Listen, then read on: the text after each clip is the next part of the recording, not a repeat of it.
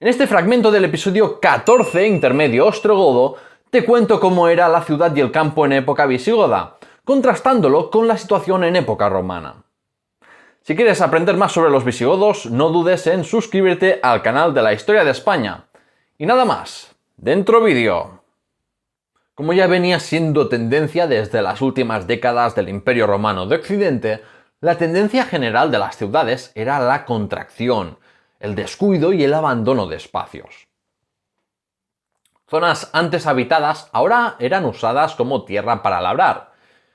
Y también se ven entierros dentro de los muros de las ciudades. Sobre antiguos teatros y circos romanos como los de Cartagena, Valencia o Zaragoza, se construyeron viviendas y talleres artesanales.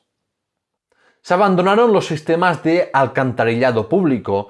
Las casas de ricos romanos en ciudades se subdividieron en múltiples viviendas.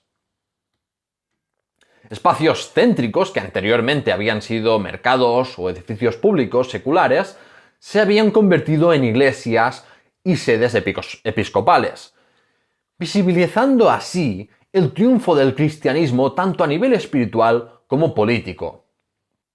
Tanto es así que los pocos proyectos de construcción monumental de época goda eran edificios cristianos dentro y fuera de los muros de las ciudades, como iglesias, santuarios y mausoleos para los obispos.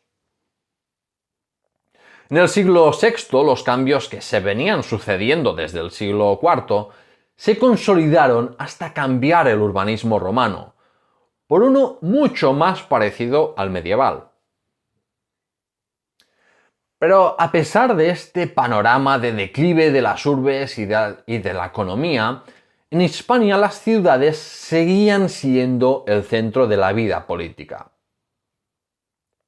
Esto diferencia a Hispania de otras zonas del antiguo Imperio Romano, donde la centralidad política se había desplazado desde las ciudades hacia el campo.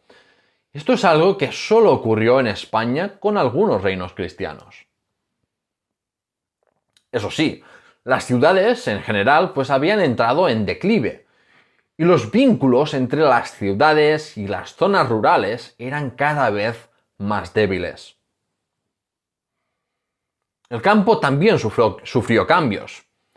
En lugares elevados emergieron pequeños poblados fortificados, ya fuera por defensas naturales o con murallas, los conocidos como castella. Estos castella no son nada raros en un contexto de inestabilidad política. De hecho, en época prerromana ya había muchos castros y oppidum que ejercían una función muy similar.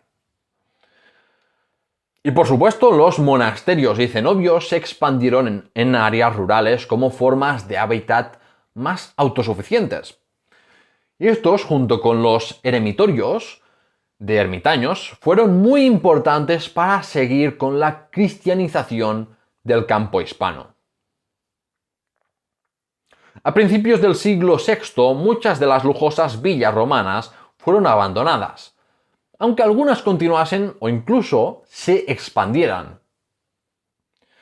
Sin duda, la disminución general de la riqueza tuvo que ver con el fin de las villas romanas, pero también por un proceso generalizado de mayor concentración de la riqueza y de que buena parte de la élite romana se había hecho con puestos eclesiásticos y dedicaba su capital a construcciones eclesiásticas y a acciones caritativas.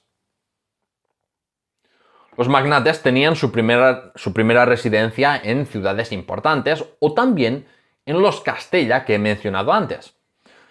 Y desde allí delegaban la gestión de sus fincas y tierras a agentes que los representaban. Parece que las villas que permanecieron se convirtieron en el centro social y económico de pequeñas aldeas. Es decir, pasaron a tener un carácter privado a uno, digamos, más comunal.